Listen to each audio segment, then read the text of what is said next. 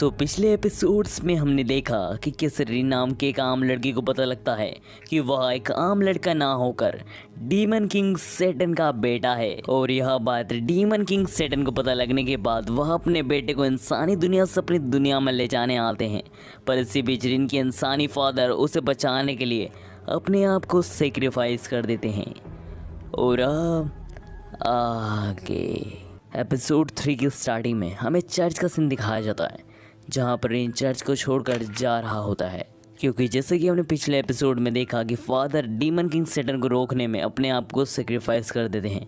और फादर के जाने के बाद रिन की इस चर्च में कोई जगह नहीं है, इसलिए रिन जाने से पहले अपने और फादर के एक दूसरे के साथ बिताए गए इस चर्च में सारे लम्हों को याद करता है। और इसके बाद रिन चर्च से बाहर निकलते हुए एक बात सोच रहा होता है, आखिर योक्यो ने मुझसे कुछ पूछा क्यों नहीं कि मैं डीमन किंग सैटर्न का बेटा हूँ और फादर कैसे मरे। योक्यो ने मुझसे कुछ भी नहीं पूछा। और ये सब सोचते हुए रिन बाहर जा रहा होता है। पर इसी बीच चर्च के कुछ 2 मेंबर रिन से कहते हैं, तुम जा रहे हो रिन, हम तुम्हें बहुत याद करेंगे। और हाँ, एक बात याद रखना कि चर्च के दरवाजे तुम्हारे लिए हमेशा खुले हैं, तुम जब भी चाहो आ सकते हो। यह सब सुनकर रिन को काफ़ी अच्छा महसूस होता है। पर इसी बीच उसे याद आता है कि उसने पूरे सुबह से यूकियो को नहीं देखा है, इसलिए वो सबसे पूछता है कि क्या आप सबने यूकियो को देखा है। और इसी बीच हम दूसरी तरफ देखते हैं यूकियो को, जो कि अपने फादर की कब्र के पास खड़ा होकर कह रहा होता है, अजीब है ना, आज आपके बिना ही दिन की शुरुआत हो गई। और फिर अगले सीन में हमें रिन को दिखाया जाता है, जो कि किसी आदमी का आने का इंतजार कर रहा होता है। और इसी बीच एक अजीब सी कार रिन की तरफ आने लगती है और वो रिन को बस हिट करने ही वाली होती है कि सही समय पर रिन दौड़कर अपने आप को बचा लेता है। इसके बाद रिन उस गाड़ी वाले से बहुत भला बुरा कहने लगता है, अंधे हो क्या, एक तो इतनी अजीब सी कार है, उसके बाद ठोकने आ रहे हो। और रिन ये सब कह रहा होता है कि इसी बीच उस कार में से एक अजीब सा बंदा एक अजीब से भेस में बाहर निकलता है और इस कैरेक्टर का नाम मेफिस्टो है। और वादे पे रिन इसका ही इंतजार कर रहा था इतनी देर से।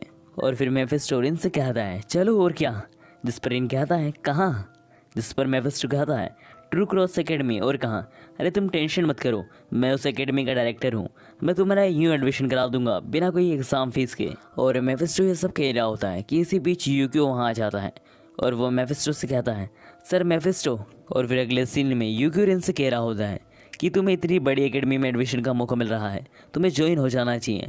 पर इसी बीच बस रिन यूकियो को ही देखे जा रहा था कि उसने उससे कुछ सवाल क्यों नहीं पूछा, डेट के बारे में, डेविल किंग के बारे में। और ये सब देखकर मेफिस्टो कहता है कि हम बस एकेडमी पहुंचने ही वाले हैं रिन, तुम अपने कपड़े बदल लो। और फिर रिन गाड़ी में ही अपने कपड़े बदल कर यूनिफॉर्म पहन लेता है। और फिर अगले सीन में हम रिन को हाई स्कूल असेंबली में देखते हैं और रिन यूकियो को देखकर काफ़ी ज़्यादा हैरान होता है, क्योंकि रिन यूकियो का बड़ा भाई है, पर यूकियो रिन की ही क्लास का रिप्रेजेंटेटिव है। और यूकियो ऐसा इसलिए कर पा रहा था क्योंकि यूकियो ने एंट्रेंस एग्जाम के दौरान सबसे ज़्यादा स्कोर किया था। और यूकियो की स्पीच के दौरान रिन ध्यान देता है कि सारी स्कूल की लड़कियों को यूकियो पर क्रश आ गया है। और यूकियो की स्पीच के बाद यूकियो को सारी लड़कियां घेर भी लेती हैं, क्योंकि वो फर्स्ट क्लास का रिप्रेजेंटेटिव है। और इसी बीच हम दूसरी तरफ रिन को देखते हैं, जो कि इतनी बड़ी स्कूल को देखकर काफ़ी हैरान होता है और बहुत तगड़े तगड़े रिएक्शन बना रहा होता है, जिसे देखकर सारे स्टूडेंट्स रिन के ऊपर मजाक बनाने लगते हैं कि आखिर ये कैसा लड़का है जो कि स्कूल को ऐसे घूर रहा है चोरों जैसे। और ये सारी बातें रिन भी सुन लेता है और उसे काफ़ी बुरा भी लगता है ये सब सुनकर। और फिर अगले सीन में एकेडमी की छुट्टी होने के बाद रिन सीढ़ियों से जाते हुए कहता है, मुझे कोई फ़र्क नहीं पड़ता कि मेरी हाई स्कूल लाइफ कैसे बीते, बस मुझे एक स्ट्रॉन्ग एक्सोर्सिस्ट बनना है। और रिन ये सब सोचते हुए जा रहा होता है कि इसी बीच उसे एक कुत्ता दिखाई देता है और वो कुत्ता मानो रिन से इशारों में कहता है कि तुम मेरा पीछा करो। और ये इशारे रिन भी समझ जाता है और वो उस कुत्ते का पीछा करने लगता है। और रिन उस कुत्ते का पीछा करते हुए सोचता है कि आखिर ये कुत्ता कितना अजीब दिखता है। और कुछ देर उस कुत्ते का पीछा करने के बाद वो कुत्ता एक पिलर के ऊपर चढ़ जाता है और तभी वो कुत्ता मेफिस्टो में बदल जाता है। और यह देखकर रिन काफ़ी शॉक हो जाता है कि ये तो मुझे पता था कि ये एक्सोर्सिस्ट हैं, पर ये सब जादू भी कर सकते हैं, इसके बारे में मुझे नहीं पता था। इसलिए रिन मिस्टर मेफिस्टो से पूछता है कि आपने ये सब कैसे किया, जिस पर मिस्टर मेफिस्टो कहते हैं कि सिर्फ एकमात्र मैं ही ऐसा एक्सोर्सिस्ट हूँ जो अपने बॉडी का शेप और रंग बदल सकता है, ये तुम्हें नहीं समझ में आएगा रिन। और यह कहते हुए मिस्टर मेफिस्टो रिन से कहते हैं कि आज से हमारी क्रेम स्कूल स्टार्ट होने वाली है, जहाँ पर तुम्हारी एक्सोर्सिस्ट बनने की ट्रेनिंग स्टार्ट हो गई। और यह सब सुनकर रिन मिस्टर मेफिस्टो से पूछता है, आखिर ये कौन सा स्कूल है, जिस पर मिस्टर मेफिस्टो कहते हैं, सदन के बेटे, यही वो बेसिकली स्कूल है जहाँ पर तुम्हारी एक्सोर्सिस्ट बनने की ट्रेनिंग असल में स्टार्ट हो गई। और यह कहते हुए मिस्टर मेफिस्टो रिन को एक चाबी देते हैं और जाते हुए कहते हैं कि तुम इस चाबी को जिस भी दरवाजे में लगाओगे उस दरवाजे से तुम डायरेक्ट क्रेम स्कूल में पहुंच जाओगे, वो भले दरवाज़ा कोई सा भी हो, बस तुम्हें उसके की होल में लगाना है और घुमाना है। और मिस्टर मेफिस्टो की बात मानकर रिन अपने पास के ही एक छोटे से दरवाजे में उस चाबी को लगाकर उसे चेक करता है और वो जैसे ही उस दरवाजे को खोलता है तो हाँ, सच में वो चाबी एक नॉर्मल से दरवाजे को एक किले जैसी जगह से जोड़ देती है। और यह देखकर रिन को मिस्टर मेफिस्टो की सारी बातों पर विश्वास हो जाता है। और फिर नेक्स्ट सीन में मिस्टर मेफिस्टो रिन को उसकी क्लास में ले जा रहे होते हैं और इसी बीच मिस्टर मेफिस्टो रिन से कहते हैं कि तुम्हें ध्यान रखना है कि किसी को पता ना लगे कि तुम डीमन किंग सैटर्न के बेटे हो और अपनी नीली आँख को थोड़ा कंट्रोल में रखना। और यह कहकर मिस्टर मेफिस्टो फिर से उसी बदसूरत कुत्ते के रूप में बदल जाते हैं। और फिर अगले सीन में रिन क्लास का दरवाज़ा खोलकर क्लास में जाता है, जहाँ पर वो सारे बच्चों को देखकर सोचता है आखिर यहाँ पर कितने कम लोग हैं। और इसी बीच वो सारे बच्चे रिन को बस घूरे जा रहे होते हैं, इसलिए रिन नर्वस होकर जल्दी से अपना इंट्रोडक्शन देकर कहता है मेरा नाम ओकुमुरा रिन है। और यह कहकर रिन अपने डेस्क पर जाकर बैठ जाता है और रिन डेस्क पर बैठकर मन में कहता है आखिर इन सब की प्रॉब्लम क्या है, ये मुझे से घूर क्यों रहे हैं। और रिन ये सब सोच ही रहा होता है कि तभी वहाँ पर मिस्टर मेफिस्टो जाते हैं और वो रिन से कहते हैं क्या हुआ। और रिन मिस्टर मेफिस्टो से कुछ कहने वाला होता है कि इसी बीच वहाँ पर उसके क्लास टीचर आ जाते हैं और वो और कोई नहीं यूकियो होता है, यानी कि रिन का छोटा भाई। और यह देखकर तो रिन के पैरों तले ज़मीन हिल जाती है और यह सब देखकर रिन को कुछ समझ नहीं आ रहा होता है कि यह क्या हो रहा है। इसलिए वह क्लास के बीच में उठकर यूकियो से सवाल पूछने लगता है कि यूकियो तुम आखिर यहाँ के ट्रेनर कैसे बने और वो भी एक डीमन स्कूल के। और यही सारे सवाल रिन यूकियो से पूछ रहा होता है, पर यूकियो उसे पूरा इग्नोर मारकर बस अपनी पढ़ाई करा रहा होता है। यह सब देखकर मिस्टर मेफिस्टो रिन से कहते हैं कि असल में तुम्हारा भाई एक एक्सोर्सिस्ट है और वो पिछले साल ही ग्रेजुएट हुआ है और वो पिछले 7 साल की उम्र से ही एक एक्सोर्सिस्ट बनने की ट्रेनिंग कर रहा था। और साथ ही में मिस्टर मेफिस्टो रिन से कहते हैं कि असल में तुम्हारा भाई अभी एंटी डीमन फार्मासिस्ट का काम कर रहा है हाई स्कूल में, और इसके बाद जैसे उसके मिशन एक्टिवेट हो जाएंगे वो एक्सोर्सिस्ट के काम पर चल जाएगा।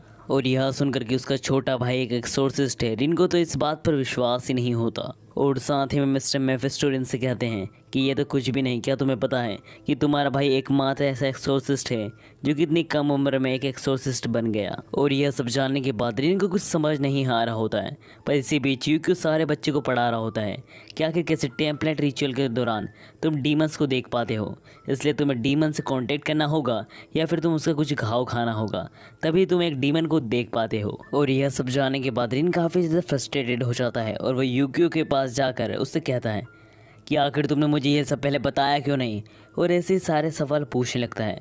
और यह सब सुनने के बाद यूकियो सारे बच्चे से कहता है कि क्या आप सब कुछ समय के लिए बाहर जा सकते हैं, हमें कुछ बात करनी है। और सारे बच्चों के बाहर जाने के बाद यूकियो रिन के सारे सवालों के जवाब देते हुए कहता है कि हाँ, मुझे बचपन से पता लग गया था कि तुम एक डीमन हो। यह सुनकर रिन और भी ज़्यादा गुस्सा हो जाता है और यूकियो से कहता है अगर तुम्हें इन सब के बारे में बचपन से ही पता था तो तुमने मुझे क्यों नहीं बताया। रिन और यूकियो की बातों के दौरान रिन के हाथों से गलती से यूकियो का टेस्ट ट्यूब गिर जाता है और उस टेस्ट ट्यूब में असल में डीमन का ब्लड था। और जैसे ही वो ब्लड जमीन पर गिरता है वैसे उस ब्लड की मदद से वहाँ पर कुछ डीमन समन हो जाते हैं। और इन डीमंस को देखते से यूकियो अपनी गन को बाहर निकाल कर इन डीमंस पर हमला करना स्टार्ट कर देता है।